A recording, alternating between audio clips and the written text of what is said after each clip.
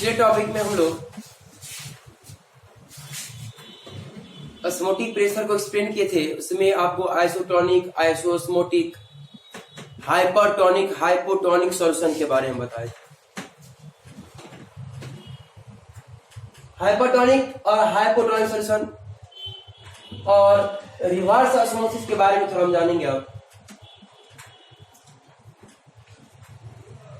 जैसे isotonic solution था, तो आइसोटोनिक सॉल्यूशन में जब सॉल्यूशन का ऑस्मोटिक प्रेशर बराबर होता है दो अलग अलग सॉल्यूशन का एट गिवन टेम्परेचर, एक ही टेम्परेचर पे, टेम्परेचर भी कांस्टेंट होता है, तो सॉल्यूशन को आइसोटोनिक सॉल्यूशन कहा जाता है।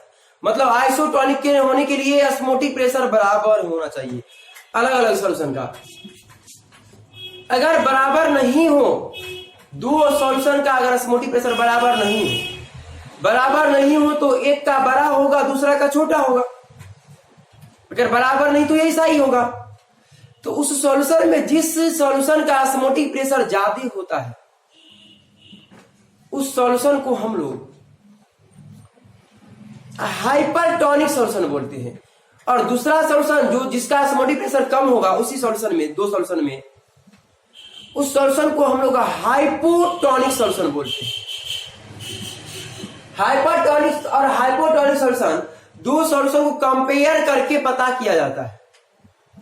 जब दो सॉल्यूशन में ऑस्मोटिक प्रेशर एक का ज्यादा हो दूसरा का कम हो, तो जिसका ज्यादा होगा उसको बोलेंगे हाइपरटोनिक और जिसका कम होगा उसको बोलेंगे हाइपोटोनिक।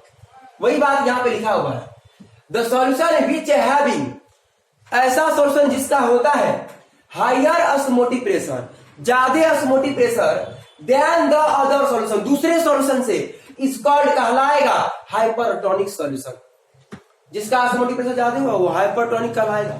और हाइपोटोनिक सॉल्यूशन, ऐसा सॉल्यूशन जिसका ऑस्मोटिक प्रेशर कम हो दूसरे सॉल्यूशन से, इज कॉल्ड हाइपोटोनिक सॉल्यूशन। तो द सॉल्यूशन विच हैविंग, ऐसा सॉल्यूशन जिसके पास होता है lower osmotic pressure, come osmotic pressure than the other solution, दूसरे सॉल्यूशन से, इज कॉल्ड कहलाएगा हाइपोटोनिक सॉल्यूशन। वो हाइपोटोनिक सॉल्यूशन कहलाएगा। जैसे यहां पे लिखे हैं सॉल्यूशन ए और सॉल्यूशन बी, दो सॉल्यूशन है ए और बी है। मान लेते हैं ए का ऑस्मोटिक प्रेशर पाई ए है और बी का ऑस्मोटिक प्रेशर पाई बी है। इफ यदि ऑस्मोटिक प्रेशर ए का बी से ज्यादा हो, तो ए का ज्यादा हो गया तो ए को बोलेंगे हाइपरटोनिक और बी को बोलेंगे हाइपोटोनिक। तो यहां पे लिखे हैं देन तब सॉल्यूशन ए इज कॉल्ड, तब सॉल्यूशन ए कहलाएगा hypertonic and solution B is called hypotonic. तब सॉल्यूशन बी क्या कहलाएगा? हाइपोटोनिक कहलाएगा। बहुत आसान है। ज्यादा ऑस्मोटिक प्रेशर वाले को हाइपोटोनिक और कम वाले को बोलेंगे हाइपोटोनिक। तो ये हाइपरटोनिक हाइपोटोनिक था। अब थोड़ा इसी में एक टॉपिक रिवर्स ऑस्मोसिस है। रिवर्स का मतलब होता है उल्टा, विपरीत। और ऑस्मोसिस के बारे में तो बढ़िया से जान रहे हैं हम। एक कंटेनर में एक सेमी परमिएबल मेम्ब्रेन लगा दिए थे, SPM, सेमी परमिएबल मेम्ब्रेन, और ये SPM है, बीच में जो दिख रहा है आपको ये SPM है, सेमी परमिएबल मेम्ब्रेन।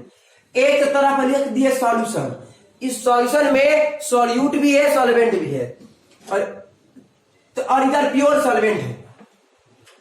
तो आपको ऑस्मोसिस में बताए थे ऐसा अगर दिखे तो सॉल्वेंट पार्टिकल प्योर सॉल्वेंट से सॉल्यूशन के तरफ जाना चालू हो जाएगा, मूव करने लगेगा प्योर सॉल्वेंट से सॉल्यूशन के तरफ। इस प्रोसेस को हम लोग ऑस्मोसिस बोलते थे।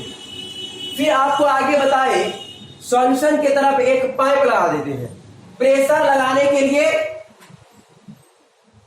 और इधर से एक प्रेशर लगाएंगे, प्रेशर लगाते जाएंगे, तो होगा क्या, एक प्रेशर ऐसा आएगा जिसके चलते ये मूवमेंट रुक जाएगा। इधर जा रहा था, प्योर सॉल्यूशन की तरफ जा रहा था, प्रेशर लगाए रुक गया। उसी प्रेशर को तो ऑस्मोटिक प्रेशर कहते हैं हम लोग, उसी प्रेशर को ऑस्मोटिक प्रेशर कहते हैं। तो सोचिए एक प्रेशर लगाए तो ये मूवमेंट इधर से इधर जा रहा था, रुक गया, और ज्यादा प्रेशर लगाएंगे तो सॉल्वेंट का पार्टिकल उल्टा मूव करने लगेगा, ऑस्मोसिस के उल्टा। ऑस्मोसिस में सॉल्वेंट पार्टिकल लोअर कंसंट्रेशन से हायर कंसंट्रेशन की तरफ जा रहा था, डाइल्यूट सॉल्यूशन से कंसंट्रेटेड सॉल्यूशन की तरफ जा रहा था, प्योर सॉल्वेंट से सॉल्यूशन की तरफ जा रहा था। लेकिन अगर प्रेशर लगाया गया, ये प्रेशर लगाया गया अगर बड़ा हो जाए ऑस्मोटिक प्रेशर से तो मूवमेंट उल्टा हो जाता है, सॉल्वेंट पार्टिकल सॉल्यूशन से प्योर सॉल्वेंट की तरफ आने लगता है। तो अगर लगाया गया प्रेशर ऑस्मोटिक प्रेशर से ज्यादा हो तो सॉल्वेंट पार्टिकल उल्टा मूव करेगा, सॉल्यूशन से प्योर सॉल्वेंट की तरफ आएगा और ये रिवर्स हो गया ऑस्मोसिस का, इसीलिए इसको हम रिवर्स ऑस्मोसिस कहते हैं। तो वही बात लिखा हुआ है, इफ अप्लाइड एक्सटर्नल प्रेशर, यदि लगाया गया बाहरी प्रेशर इज ग्रेटर देन, बड़ा होगा ऑस्मोटिक प्रेशर से, देन तब सॉल्वेंट पार्टिकल मूव फ्रॉम, जब सॉल्वेंट पार्टिकल भागेगा घूमेगा higher concentration to lower concentration side, higher concentration से लोअर कंसंट्रेशन की तरफ घूमेगा। दिस फिनोमिनन इज कॉल्ड, ये घटना कहलाता है रिवर्स ऑस्मोसिस, यही घटना रिवर्स ऑस्मोसिस कहलाता है। तो रिवर्स ऑस्मोसिस में जो सॉल्वेंट पार्टिकल का मूवमेंट है वो हायर से लोअर कंसंट्रेशन की ओर होता है, ये लिखा हुआ है यहाँ पे, in reverse osmosis solvent particle या solvent move from higher concentration to lower concentration. Reverse osmosis को शॉर्ट में आरओ लिखते हैं हम लोग। बहुत ही, जैसे गर्मी का दिन है तो ठंडा पानी ज्यादा पीना चॉइस करते, पसंद करते हैं, और जैसे रेलवे स्टेशन पे या कहीं कहीं पे आरओ कैंट लगा रहता है, कैंट जो होता है ना ये प्यूरिफायर, उस पे देखिएगा आरओ लिखा रहता है। तो आरओ का पूरा नाम होता है रिवर्स ऑस्मोसिस, वही रिवर्स ऑस्मोसिस।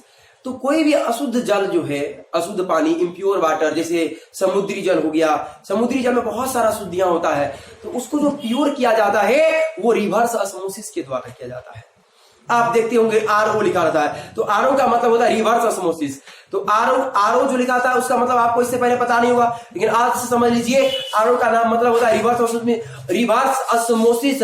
और रिवर्स ऑस्मोसिस के द्वारा ही अशुद्ध पानी को शुद्ध किया जाता है, प्यूरिफाई किया जाता है। जैसे यहाँ पे हम लिख दिए हैं सी वाटर, समुद्री जल इज प्यूरिफाइड, शुद्धिकरण किया जाता है by reverse osmosis, reverse osmosis के द्वारा ही प्योर किया जाता है। और रिवर्स ऑस्मोसिस में जो प्रेशर लगाया जाता है हायर कंसंट्रेशन की ओर लगाया जाता है, और प्रेशर जो लगाया जाएगा वो प्रेशर काफी हाई होता है, हायर प्रेशर होता है। तो ये पॉइंट हो गया ऑब्जेक्टिव पॉइंट, कंपटीशन में भी पूछता है यहाँ से। तो प्रेशर रिक्वायर्ड, प्रेशर का जरूरत पड़ेगा for reverse osmosis, reverse osmosis के लिए इज वेरी हाई, बहुत अधिक होता है। तो ये रिवर्स ऑस्मोसिस बोर्ड में भी पूछता है, कंपटीशन में भी यहाँ से पॉइंट पूछा है। तो रिवर्स ऑस्मोसिस हम पढ़ लिए। इसके बाद हमारा नेक्स्ट टॉपिक रहेगा एक्सपेरिमेंटल कोलिगेटिव प्रॉपर्टी, जो कि हम लोग